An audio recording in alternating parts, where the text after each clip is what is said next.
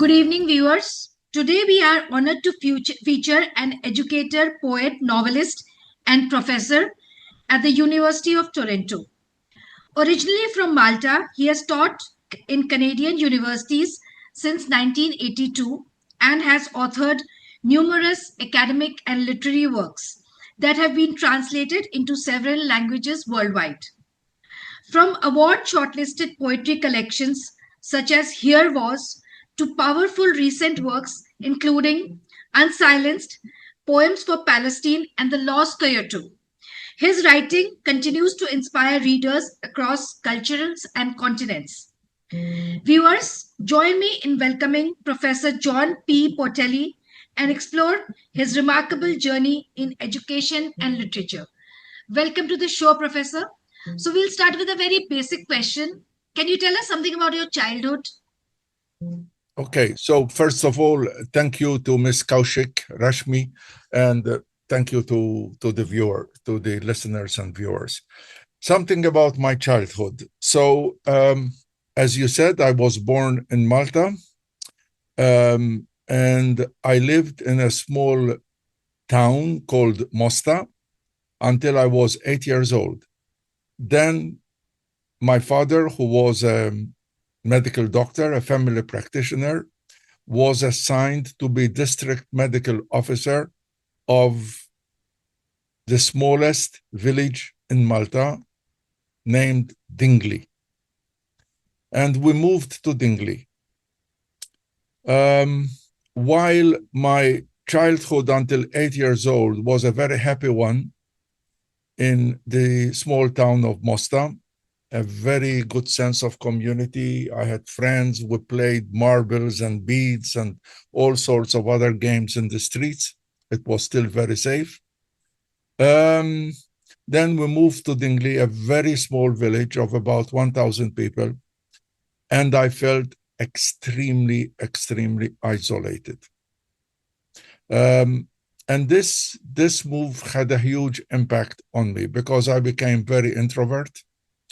I couldn't get used to the village. The village was very nice, naturally, cliffs and fields, and the people were very kind, but I felt exiled. And I mention this because it had a huge impact on the development of my thinking and my writing.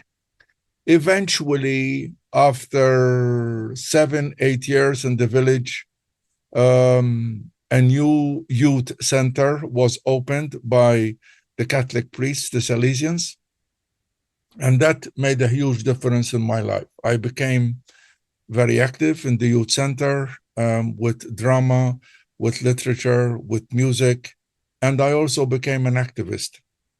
I was a member of the civic council of the village, and I started writing letters to the editor, especially about the environment. So that is something until I was about 15, 16, Okay. So what was your inspiration to become an educator? Like, what inspired you? Yes. Partly my own experience, because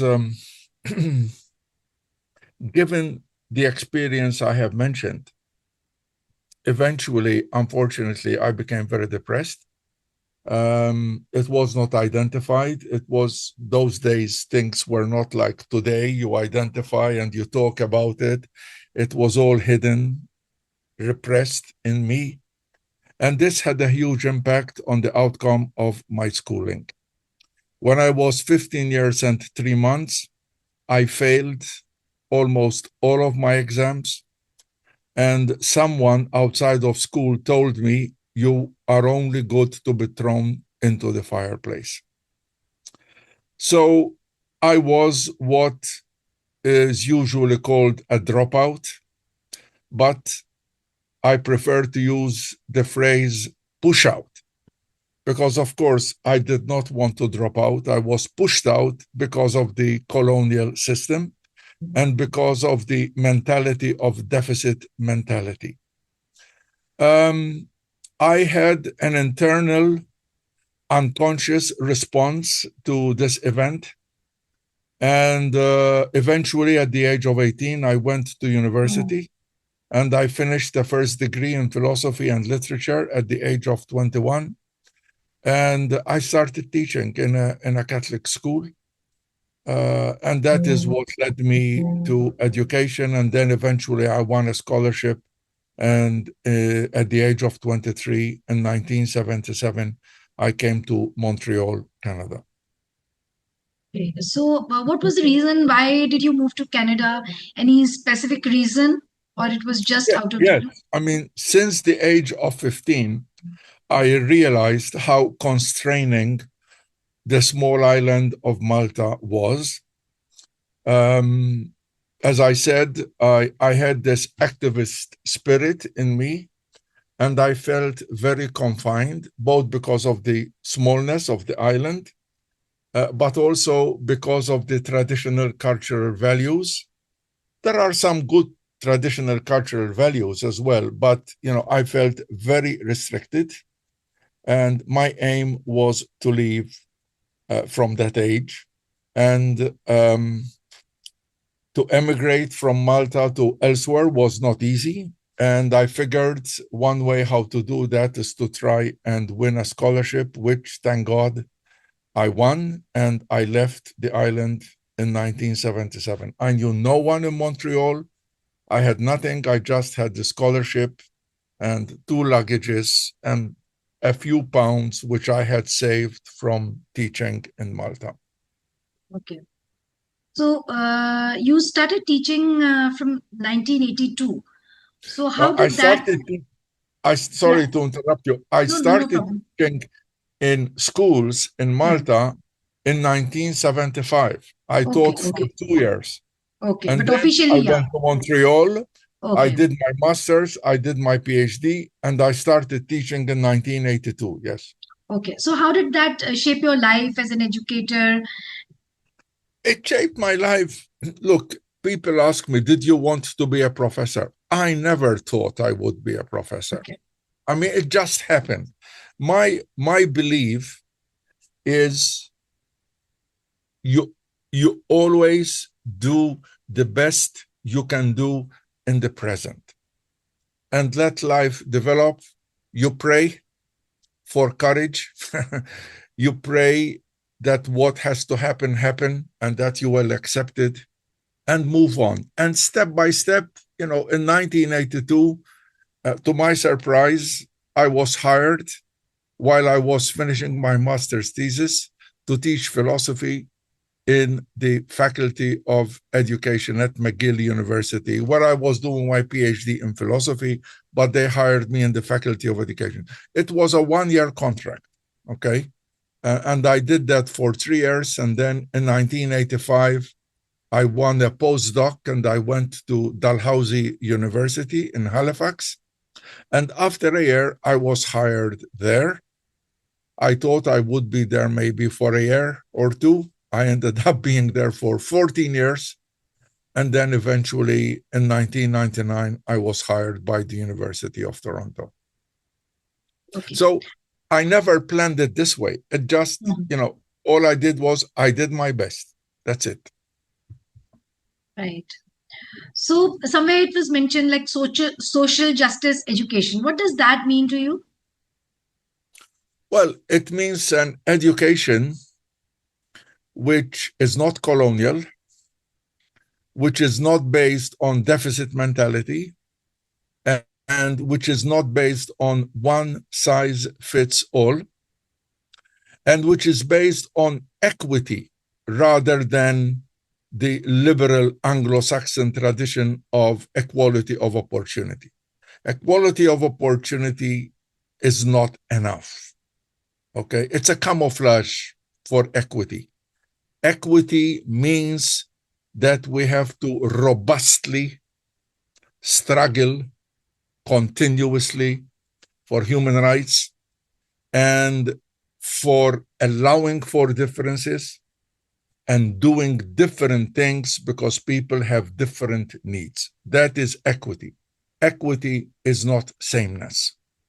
Equity is not someone who tells you you are not civilized because you are different from them. And this is what the European colonialists did, okay? I know my experience in Malta. We were colonized for a very long time, including 150 years by the British, right? So, and it does not mean social justice does not mean a deficit mentality. Of course, if someone has some impediment of some kind, someone needs to be assisted. But that doesn't mean that person should be held back. I mean, people can move on, and there are different ways how it can be done rather than the colonial one size fits all. I think you know what I'm referring to. Right. Yes, definitely. So, how did the idea of writing poetry come to you? I started writing poetry unknown to myself almost when I was 16 years old. I was always very sensitive and always observant and analytical at the same time. And at the age of 16, I started writing. I was still not in university. I was formally not in school. I was studying on my own with help from some retired educators in the village. And, I respect them a lot. I pray for them. They passed away now. They were extremely helpful. They believed in me. They did not believe in a deficit mentality. And thanks to them, I was studying on my own and moved forward. I also had the support of my father. Although he was extremely disappointed that I failed school, you can imagine the son of the village doctor failed school. I mean, holy moly. But, he still continued to support me in many ways, the entire family, so. Okay. So, Yes. right. Your question was, sorry, remind me. Sorry, I've What lost your was your voice. question? I've lost your voice. Yeah, now it's okay. Okay. I said, what was your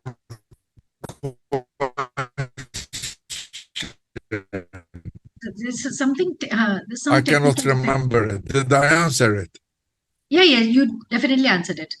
So, you have also been writing academic books.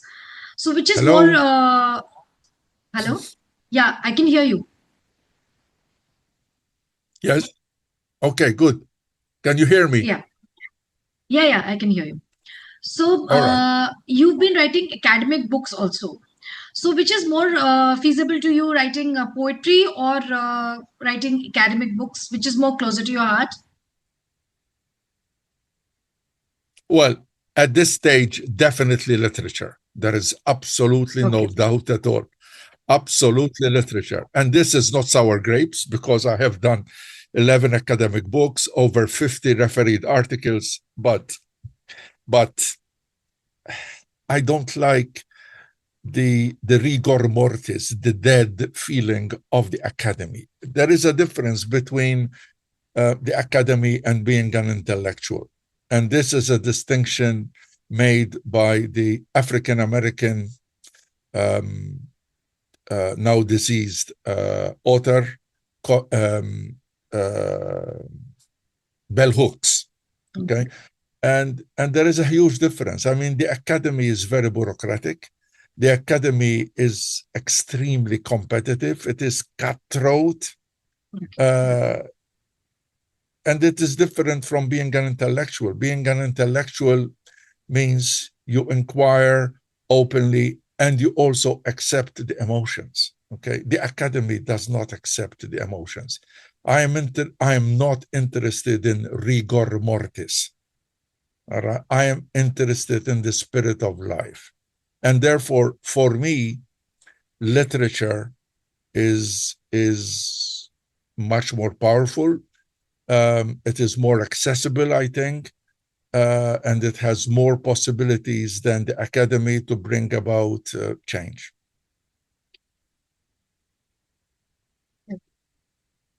So, Professor John, where do you get your inspiration from writing poetry? Like, is it from experiences of life, or maybe some like, do you travel and you get your inspiration from there? What inspires you when you write your poems? It's a good question. Thank you. I mean, in general, the short reply is I get inspired by ordinary life. You find the extraordinary in the ordinariness of life.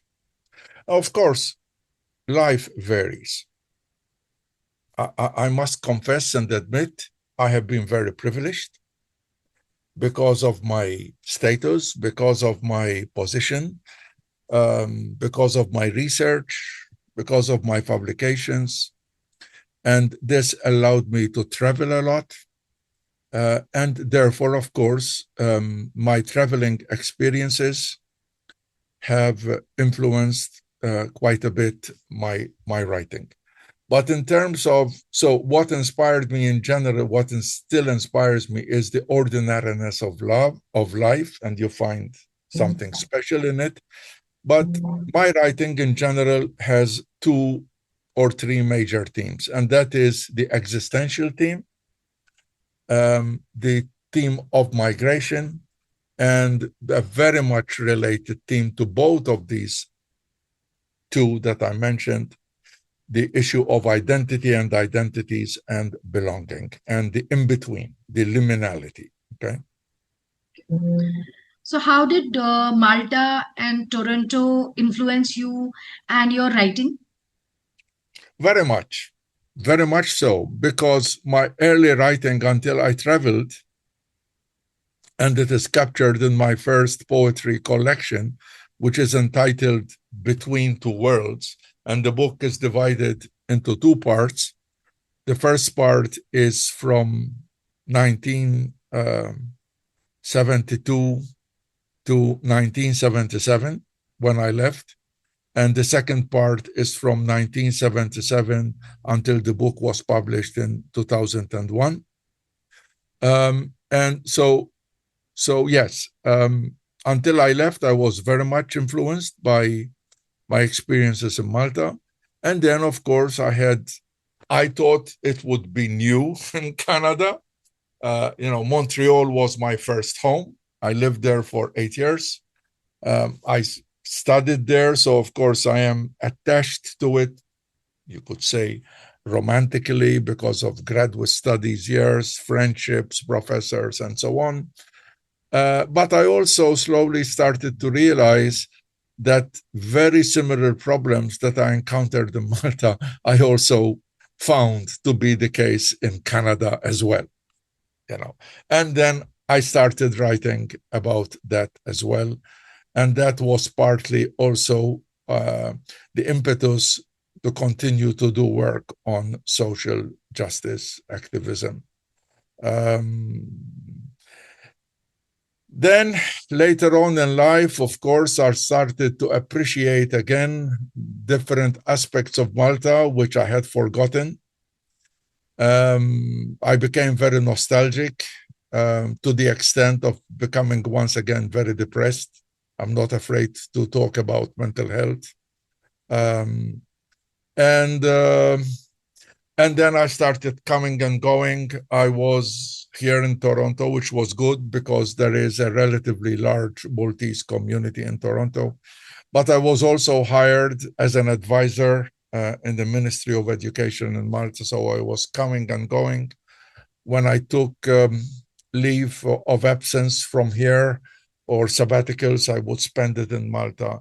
And then, of course, naturally, I got caught in the in-between, which became an important theme in my writing, even in my academic writing in the last 15 years or so. Right. So this book of yours named Here Was, that's a very unique name. So what was the idea behind that book? Well, here was, look, here was is the title of one of the poems. Okay. Here was consists of 72 poems from my previously published Maltese poems. Okay. And with the help of the editor, Holly Ghaderi,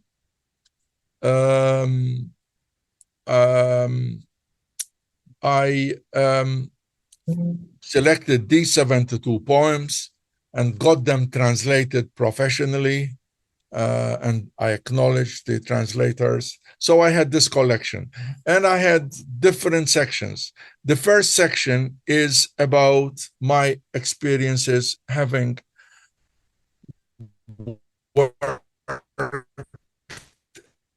as a volunteer in Palestine 2 times. Okay. The first section here is about poems about my experience in Palestine, where I went as a volunteer 2 times and worked with educational institutions and cultural institutions there. And then the rest are different sections. I have a section on Malta, a section on Canada, and so on. There are 3 or 4 different sections. Okay. To my surprise, the book was very well received. It was shortlisted for the Canadian Book Club. I read that. I was just about to. That was my next question. That how did you feel?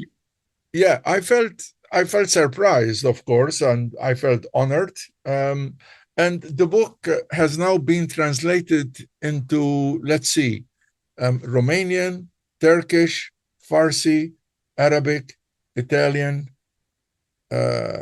and Spanish. Yeah. So, I mean, that I think demonstrates something about the nature of the book. Right. So what are the general themes of your book which keep, do you have a certain theme or it keeps changing? What are the themes you write about? Yes. I mean, look, it changes and it develops, but ultimately the roots of the major theme is the existential experience. Okay. And from that arise a variety of other aspects, the aspect of social justice, okay, which includes, of course, my writings on Palestine, okay. I also wrote a lot about Auschwitz. So, I mean, I have been accused of being anti-Semitic, which is absolutely false. I mean, right. I've defended the rights of the Jewish people, but we need to distinguish between Jewish people and Zionists. I mean, there's a huge difference. And then there is the theme of migration, the theme of identity and belonging, and the theme of in-between. Right. Those are the major themes. Right. So your creative work, your creative work and your academic work how do they both relate with each other, or are they totally different? I mean, they relate with each other in a couple of ways, because throughout my literary work, there is this theme of social justice and equity and anti-colonialism, which you find in my academic work. But in my academic work, there is also the philosophical notion of relationality, which is different from relative, relationality, and the ethics of subversion, so those are 2 aspects I have dealt with in my later academic publications, but this is also something which emerges in my literary writings in the last 7 years. Okay. So you've co-authored The Shadow, Poems for Gaza, with Ahmed Migdad. Yes. So how was it? Yeah. So how was it to co-author with another author? What was the feeling? Well, as I said, I have gone to Palestine 2 times, and I encountered different people. Right. I am fascinated by the Middle East. I also learned Arabic when I was 24. So, I wrote my master's thesis on Islamic philosophy. I am Catholic, but open. So I wrote my thesis on Islamic philosophy. And I have visited the Maghreb and the Mashraq and the Middle East many times. And Ahmed, I met over Facebook because I belong to different literary associations. And we started communicating in 2023. We exchanged ideas, we exchanged some poetry. And then, of course, in October 23, the continuation of the genocide, which started at least in 1947, erupted again. And we continue to communicate.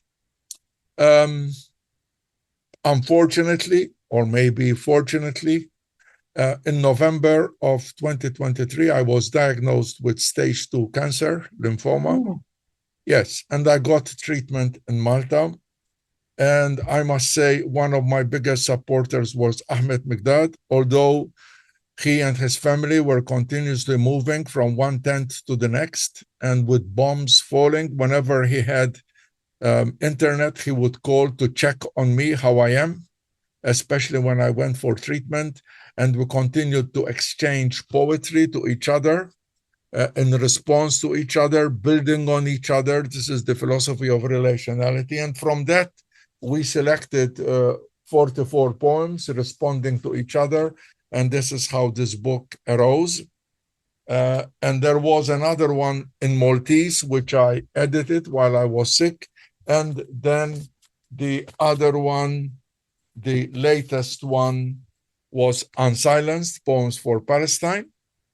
And from the sales of this book, all the profits, which came to about $8,000 Canadians, 5,300 euros, was donated to Ahmed and other families in Gaza through the generous support of the Palestinian ambassador in Malta. Okay. So tell me So something. this shows how literature can be a form of activism, okay? Yes, definitely. So tell me something. Your books have been translated into several languages. So how do you Even more. feel? Like, when the translation is done, I think some content or few lines, do they change or it is translated verbatim? And how Look, do you feel? I was blessed by having encountered translators who are honest and who became friends and who I think did an excellent job. Okay, but when I look for a translator, the first thing I do in the introduction is tell them about my philosophy of translation. For me, translation is in itself a creative act, which means there has to be some freedom. Okay, I don't pertain to the view of translation that it has to be done literally. Okay, as long as the spirit of the poem is not changed, then they can change here and there. And it depends, because of course, certain expressions in Maltese or in English don't translate exactly into other languages. So I say, you have to find an expression which carries the same spirit or the same meaning, but transpose it to your culture. So with this, they felt comfortable. Luckily, they all agreed with my philosophy. And of course, we communicate constantly. They check to make sure they are understanding the poems. And then I give it to someone else who understands both English and that other language. We check. So that it's a lengthy process. To translate about 50 poems in each case, it takes close to 2 years to do it properly. Right. So now coming to your book, The Last Coyote. Can you tell us something about that? And can you read a couple of Yes, poems I will. from that? The book is called The Lost Coyote. The coyote is an image, of course. Okay. It's a metaphor, and it's the lost. So, again, I mean, this whole notion of exile and not belonging. So I will read 2 poems. Right. I will read Give me a second.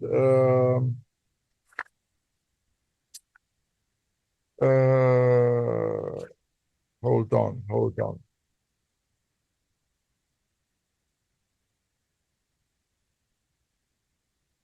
Okay, so I will read a poem about Palestine and then I will read another poem. So this is entitled I Was. I was a daughter of a poor Palestinian family.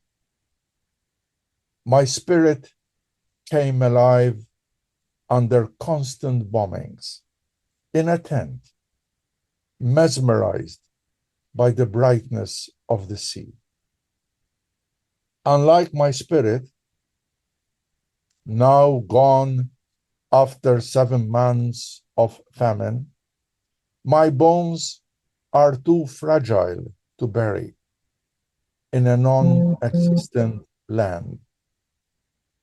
Even the fish detest my odor. Cover me in salt and let me rot, better dead than alive. How is this different from the Holocaust? Beautiful. Okay. And the other poem I read is the one in the very beginning, which is entitled The In-Between. It is hard to live in the in-between.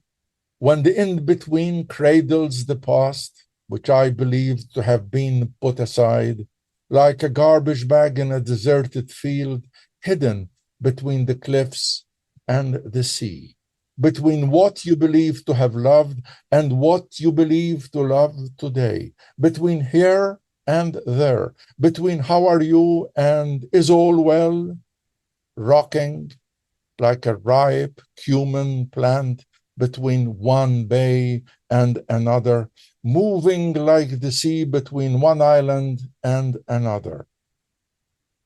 It is tough to live in the in-between, when the in-between is hidden between what is and fiction, between the wretched thoughts and the vicious feelings.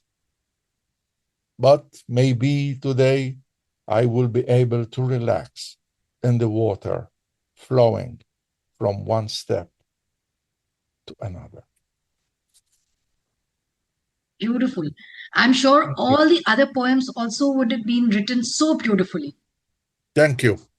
So we've spoken about the inspiration for your poems, but who has inspired you the most in your life? Who's been your biggest support? You mean in terms of authors? In terms of authors, yes, and in your family also, who supported you the most? You can answer both. Yeah, and I already mentioned these two people in the village who supported me a lot, and then of course the support of my father and mother, but especially my mother too. But in terms of the intellectual inspiration, it was mostly my father. And in terms of authors, well, it depends. I mean, before I left Malta, I was inspired by 2 or 3 different authors. The Welsh author Dylan Thomas was a huge influence on me. The playwright Harold Pinter was also another influence on me. And then from the European, mostly Italian tradition, because Malta, of course, is influenced both by the British tradition and the Italian tradition. Authors, there was a movement in the early 20th century in Italy called the Crepuscolari, which means the sunset movement. They influenced me a lot. And then, of course, people like Eugenio Montale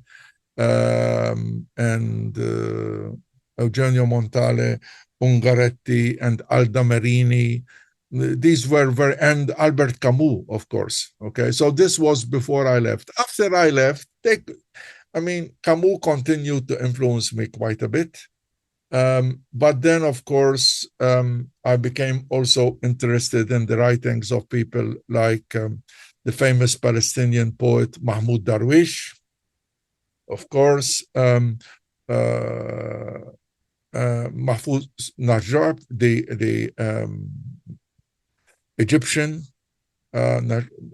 author, and Suhair Hamad, the Palestinian American poet, Layla Lalami, Moroccan novelist, and of course, one of my very favorites, Tahar Benjaloun, another Moroccan who's now 82 and based in Paris.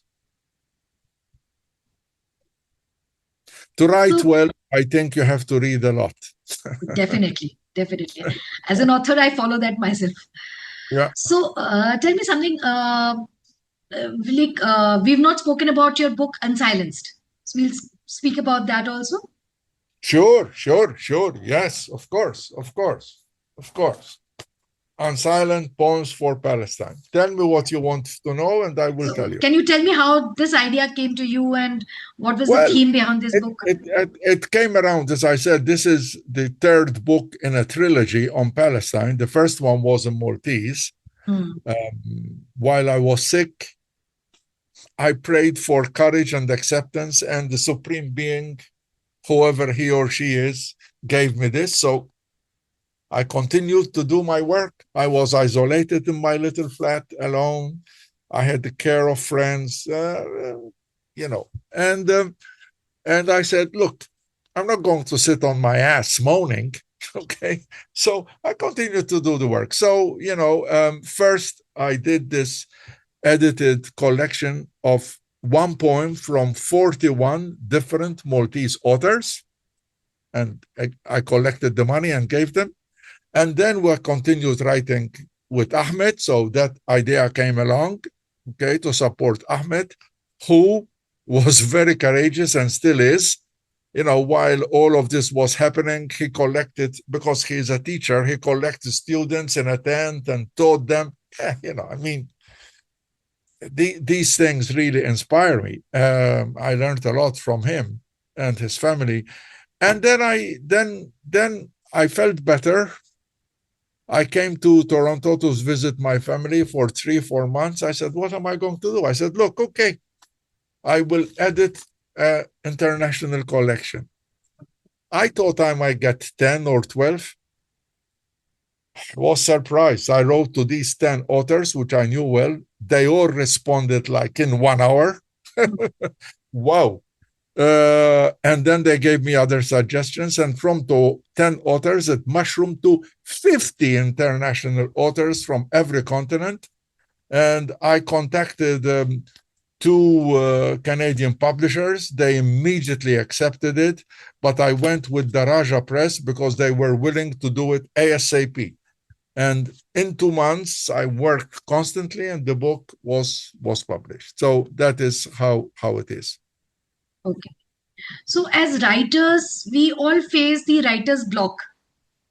So did you ever face it? And what advice would you give to young authors and writers so that they can overcome this? Look, when writing blocks happen normally,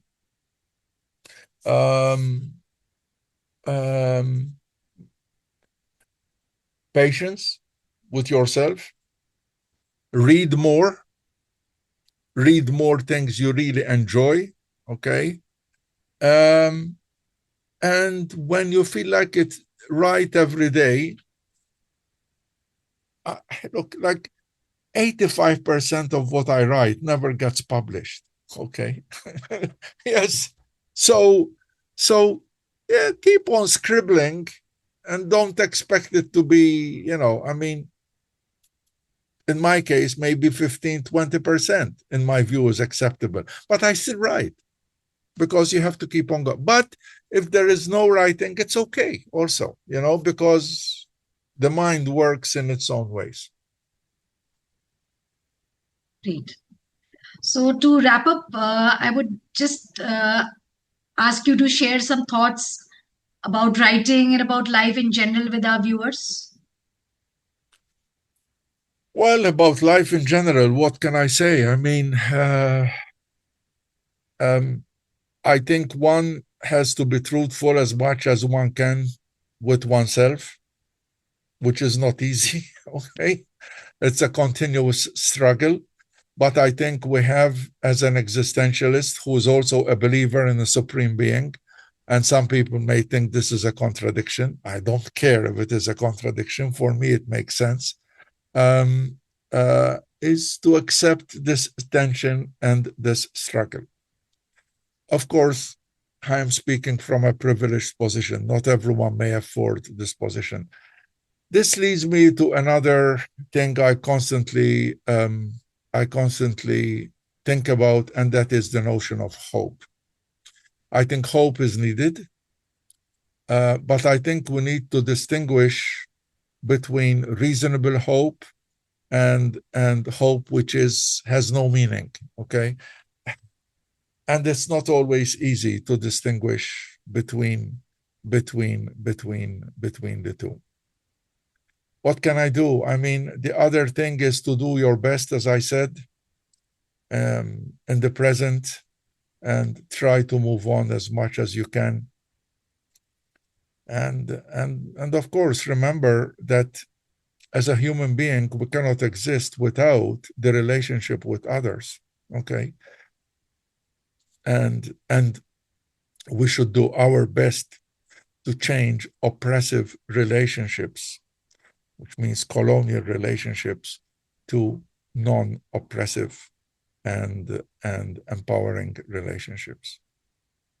Great. I think with humility, okay, with humility, and with, I would say, the sensation of love. I mean, love is an overused word.